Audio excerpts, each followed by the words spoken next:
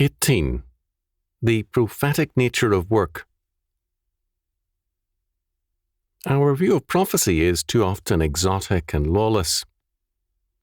Men want to know about a future which makes itself and is not an outcome of historical forces. In the providence of God, history shows us the consequences of human action.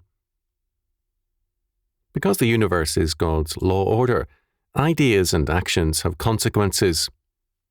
We cannot, however, say with the humanists that man makes history. Man and the universe are God's creation, and God rules and overrules in all events. The logic of history is God's, not man's. All our thoughts and actions go into the making of today and tomorrow.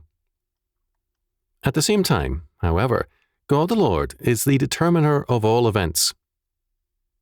We can say that our lives and histories are totally natural and totally supernatural. There is a perfect coincidence and determination in the totality of our lives and histories between human action and God's government and providence. This being true of us, it is also true of our work. This appears in Scripture, as witness these two verses. Wealth gotten by vanity shall be diminished, but he that gathereth by labour shall increase. Proverbs chapter 13, verse 11. In all labour there is profit, but the talk of the lips tendeth only to penury. Proverbs chapter 14, verse 23.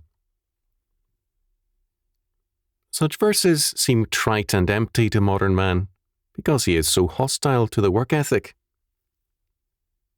In the eyes of all such men, deriding work has more wisdom than calling attention to its character. This does not alter the truth of these proverbs. It only illustrates the blindness and folly of modern man. In Proverbs chapter 13, verse 11, by vanity is rendered by Moffat, after the Septuagint and the Vulgate, as in haste, which means that wealth gotten by quick means, that is, such as gambling or, quote, luck, end quote, in speculation, will just as quickly be diminished, whereas honest wealth based on work increases.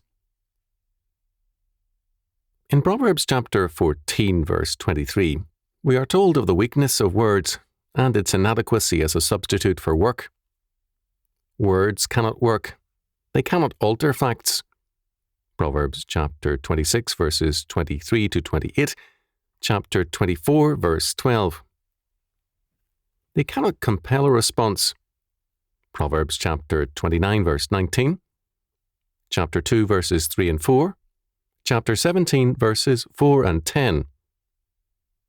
Words are efficacious only when linked to God's truth. Proverbs chapter 16, verse 13, verses 24 to 26, chapter 25, verse 12, chapter 27, verses 5 and 6, chapter 28, verse 23. Our concern, however, is more specifically with the prophetic nature of work. If I plant seeds, I am involved in predictive work. I am trusting in the order of God's universe to produce some kind of return on my seeds and work. If I plant in the right time and place, my work has a prophetic character. It speaks for God. It is a witness to His orderly creation. Very briefly, work is future-oriented, whereas leisure is present-oriented. Rest is also future-oriented, because it is a form of trust in and preparation for the future. Work fulfills a predictive plan. Whether it is planting seeds or repairing plumbing, it works to further order and to strengthen dominion over the present and the future. A leisure society is present-oriented in a radical sense. If it thinks at all of a tomorrow, it is in terms of a disconnection. No better title for a study of the future from the perspective of a leisure society exists than Alvin Toffler's Future Shock, a book very much in tune with the 1970s. A society which is leisure-oriented will see the future as only a shock because it seeks to live in an eternal present.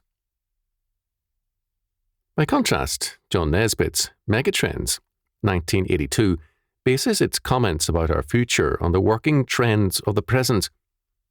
This is something very different. The leisure world produces fads.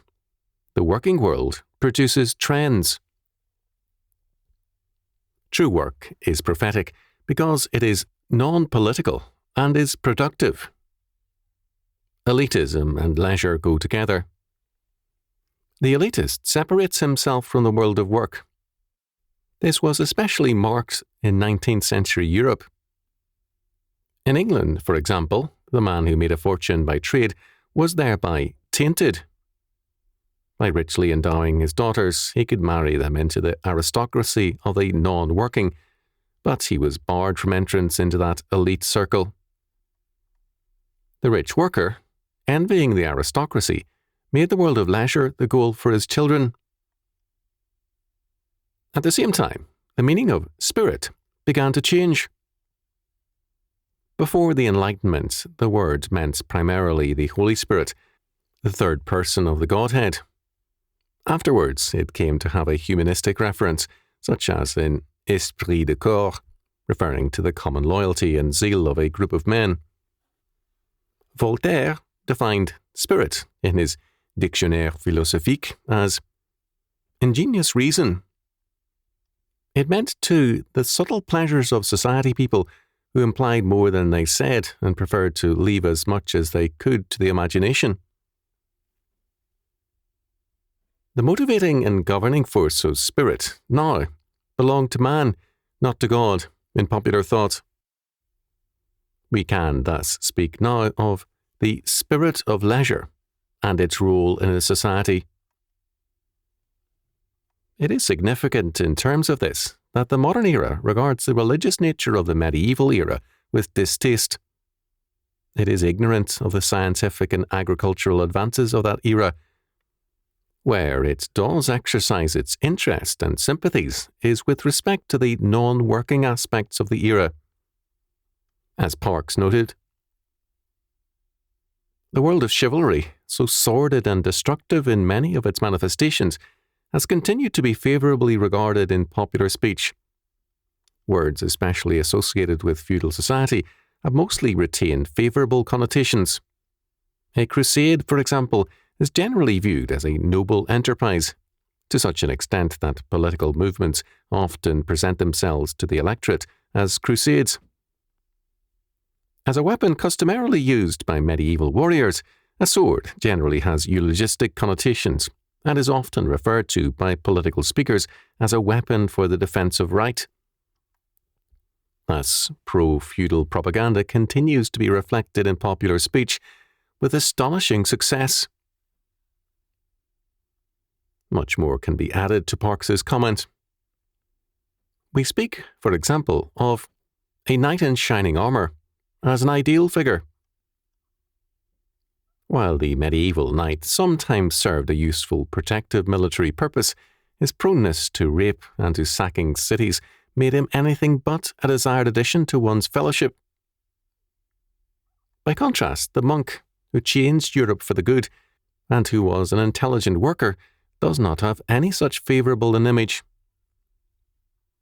Because the modern age is elitist, it idealizes the elitists, or seeming elitists, of the past.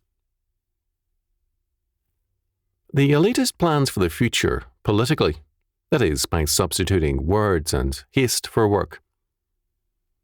The wealth of society is to be gained by vanity or in haste. The result is a diminishing, whereas a working culture increases wealth. Our inflationary political order underscores the truth of Proverbs chapter 13 verse 11 and chapter 14 verse 23. It seeks for a political fiat to replace work as a determining force for good.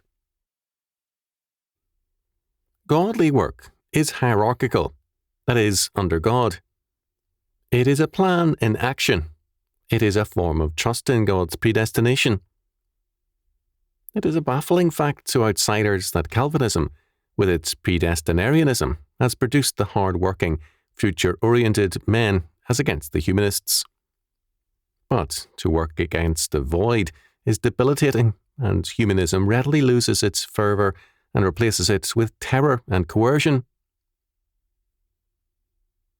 When we work in the context of the certainty of God's victory, we work with confidence and power. Instead of esprit de corps, or ingenious reason, we work under and in the Holy Spirit. Proverbs chapter 14 verse 23 tells us that the talk of the lips tendeth only to penury, or want. The plans of the elitists fall into this category, whether in the Soviet Union or here. The profit is in godly labour,